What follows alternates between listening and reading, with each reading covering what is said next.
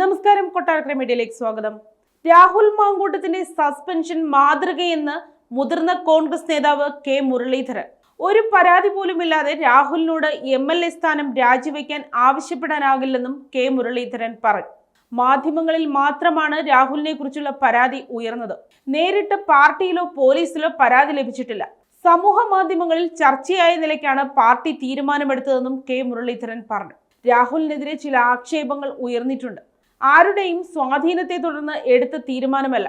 എല്ലാ വശങ്ങളും ചർച്ച ചെയ്താണ് തീരുമാനമെടുത്തത്. സസ്പെൻഷൻ കാലാവധി നിശ്ചയിച്ചിട്ടുണ്ട്. ഭാവിയിൽ പരാതി വന്നാൽ അതിനനുസരിച്ചുള്ള നടപടി സ്വീകരിക്കാമെന്നും ആരോപണങ്ങൾ പുകമറയെന്ന് തെളിഞ്ഞാൽ സസ്പെൻഷൻ അവസാനിപ്പിക്കുമെന്നും കെ മുരളീധരൻ വ്യക്തമാക്കി. ആക്ഷേപം ഉയർന്ന സാഹചര്യത്തിൽ MLA എന്ന നിലയിൽ പ്രവർത്തിക്കാൻ രാഹുലിന് തടസ്സങ്ങൾ ഉണ്ടായേക്കാം.